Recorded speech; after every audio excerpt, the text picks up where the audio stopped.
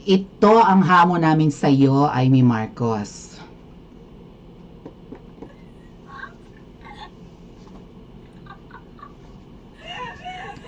Well, mukhang stars are aligned na sa iyo, Manang. Ay, Manang talaga. Akala ko ba ay may solusyon? Ba't wala kang solusyon sa pagkamatay ni Paulo Tantoco? Anyway, ang hamon namin sa iyo, Amy Marcos, ay ito. Which, sa tingin namin, kayang-kaya mo and pagkakataon mo na. Lalo't stars are aligned for you. Diba? Gawan mo ng paraan na mabura sa landas ng kapatid mo, si Liza Marcos. That's it. Galing na mismo sa bibig mo na ang namumuno sa Pilipinas at nagpapatakbo ng Pilipinas o ng pamahalaan ay isang Araneta at isang Romualdez. Maano man lang bang alisin mo na sa landas ng kapatid mo ang mga yan? Lalong-lalo na ang babaeng ahas. Kasi katabi niya yan sa pagtulog eh. Or kasama niya sa pagtira sa palasyo ng mga ahas. Sa palasyo ng Kamangyang. So yan ang unang-una mo dapat tanggalin dahil mukhang hindi nyo naman kaya si Tambaloslos. Balita ko, best friend mo si Tambaloslos. So mukhang hindi nyo kayang magkapatid, ano? Kaya nyo ba? Kung kaya nyo, ano pang ginagawa nyo? Kasi wala kang ginagawa para mailigtas ang kapatid mo sa kamay ng dalawang apilyedong yan. Hindi kaya magkakasabwat kayo. Pero sa tingin ko, dahil nagkakandaleche-leche ng administrasyon ng kapatid mo, mukhang may mga pinaplano ka naman na, mukhang may mga hakbangin ka in the future, di ba? Mukhang gagawan mo naman ng paraan na magkaroon kayo ng fallback or escape plan or whatever. 'Di ba? Siguro naman may mga iniisip kang hakbangin para kahit papaano huwag kayong tuluyang malugmok sa kahihiyan at kamuhian ng mga Pilipino. Tama? Meron ka bang plan A, plan B, plan C kung may mga worst case scenarios? No? Lalong-lalo na ngayon, Mangga, i-grab mo tong opportunity na to. Ay, Mangga ba? Amy pala, Senator Amy. After mong manalo, tahimik ka na eh. Umimik ka na lang, napilitan ka na lang kanina eh, no? Nagre-request ka pa ng comprehensive report sa Kamangyang patungkol sa pagkamatay ni Paulo Tantoco sa US na binitbit ni Ma'am Shi. Susunod ba sa iyong palasyon? Sabi mo nga hindi mo makausap ang kapatid mo. Hindi mo matawagan, hindi mo ma-message. Bakit? Magkapatid kayo, magkadugo kayo. Sinong humaharang? Yang butod? Para magkaroon kayo ng conversation ng kapatid mo, magkaroon kayo ng communication. Ano yan? Drama lang? Ano yan? Ek-ek lang yan?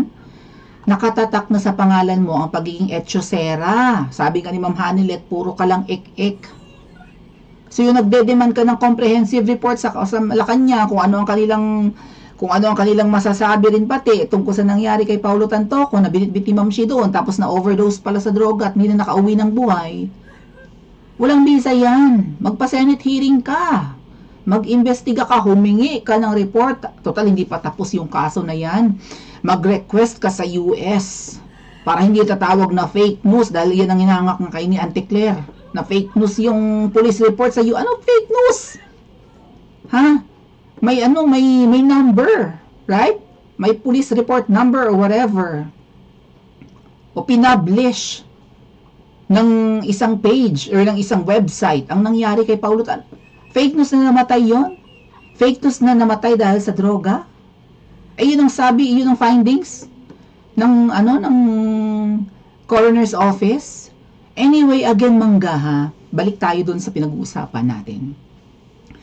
Kung ang goal mo ay iligtas ang kapatid mo sa kahihiyan, iligtas ang lahi ninyo sa galit ng taong bayan, lalong-lalo na sa kapatid mo, hindi lang sa angkan nyo, alisin mo sa landas ng bansa, lalong-lalo na sa landas ng kapatid mong tinatahak niya, yang babaeng ahas. Baka sakaling umukay-okay ang Pilipinas sa remaining years ng administrasyon ng kapatid mo. Bakit sabi, galing na rin sa'yo, bakit yung babaeng yan ang nagpapatakbo ng gobyerno at ng bansa? Hindi siya ang ibinoto ng taong bayan. Baka kaya nagkakandalet-letse ang Pilipinas dahil sa pagpapatakbo ng babaeng ahas. Kapatid mo ang ibinoto. Baka sakaling mas matino ng konti ang kapatid mo kaysa sa butod na yan, baka umokey ang Pilipinas sa natitirang 3 taon. Baka magkaroon ng magandang legacy ang kapatid mo kung gusto nyo pang magtagal sa politika. Kasi ang inakala ng taong bayan, lalo't binudol nyo ang Pilipinas, hindi lang si VP Sara, na ipagpapatuloy nyo ang nasimulan ni PRRD. Sumipsip ng bonggang-bongga ang kapatid mo kay Tatay Digong, nangako ng continuity, itutuloy ang mga nasimulan, build, giyera kontra droga.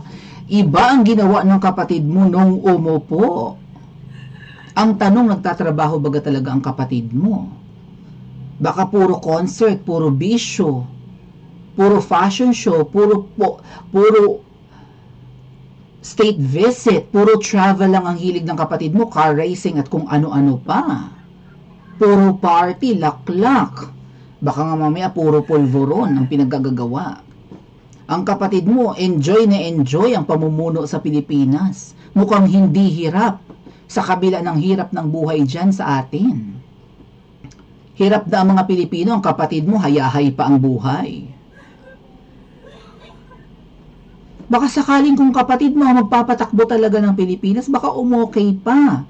Kasi kung ang namumuno sa Pilipinas ay Romualdez at Araneta at galing yan sa bibig mo, baka yan ang dahilan kung bakit nagkakandalugmok ang Pilipinas. Pamahal ang bilihin, pahirap ang buhay, palala ang krimen, isasabak pa sa giyera ang Pilipinas.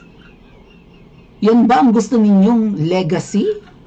Akala namin, pababanguhin nyo ang pangalan ninyo, iko-correct nyo ang mali, itatama nyo ang mali nung nakaraan. Ang pangit na reputasyon ng inyong pangalan, ng inyong apelyido, ng inyong angkan. Akala namin, di ba, babaguhin nyo ang pananaw ng mga Pilipino sa angkan nyo, ay hindi, mas malala ngayon. Ang lala ng korupsyon. Walang ginagawa ang kapatid mo, walang infrastructure. Walang malinaw na programa dahil kung meron, hindi sana mahirap ang buhay dyan sa Pilipinas. Oh, alisin mo na sa landas ng kapatid mo ang babaeng yan. Baka yan ang salot, hindi lang sa pamilya nyo, kundi sa... Anong baka? Mukhang yan nga talaga, galing na rin sa bibig mo. Pagkakataon mo na hindi mo naman gusto yan, hindi mo naman kasundo. Lalo ngayon, nagkakandaletse-letse siya. Dahil sa eskandalong kinasasangkutan niya sa pagkamatay ng isang Pilipinong eredero sa US, binitbit niya, hindi na naiuwing buhay. Tapos lumabas ang resulta, overdose pala sa kokaina. Baka bad influence talaga ang hipag mong yan sa kapatid mo. Yan ba ang nagturo sa kapatid mo na gumamit ng pulburon? Baka sakaling kapag nawala yan sa landas ng kapatid mo, hindi naman na mahal ng kapatid mo yan eh. Unless dependent ang kapatid mo or umaasa lang sa talino at galing ng asawa niya. Sa diskarte dahil magaling dumiskarte yung babaeng yan. Mukhang yan ang bumubuhay sa pamilya nila. Dahil ang kapatid mo inutil, hindi naman yata sanay magbanat ng buto. Spoiled na spoiled, palibasa nag-iisang lalaki. Iligtas mo ang kapatid mo sa kamay ng babaeng yan. Baka sakaling mailigtas mo ang Pilipinas at ang pangalan nyo at reputasyon nyo sa pagkalugmok kung magagawan mo ng paraan na alisin. Hindi naman na mahal ng kapatid mo yan. Balita nga, muntik-muntik ka na yung maghiwalay. After na matalo ni Lugaw sa eleksyon noong 2016. Mukhang on the rocks na ang samahan ng mga yan. Napabalita pa na tumira yan ng Thailand ng 1 taon halos. Dahil hindi na mahal ng kapatid mo yan. Kaya lang ang kapatid mo mukhang dependent sa diskarte ng babaeng yan, kaya hindi mahiwa-hiwala yan. At siguro, di ba, gusto nilang i-project na buo ang kanilang pamilya being the first family. Pero kung aalisin mo sa landas yan, baka sakaling tumino ang administrasyon ng kapatid mo. Baka sakaling makinig ang kapatid mo sa katalinuhan mo, sa advice mo, sa tulong mo. Baka sakaling matulungan mo ang kapatid mo na magpatakbo ng Pilipinas. Kapatid mo yan, after all.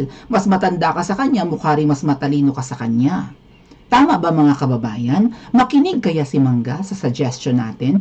Pa-comment nga po sa comment section at mag-like and subscribe na rin.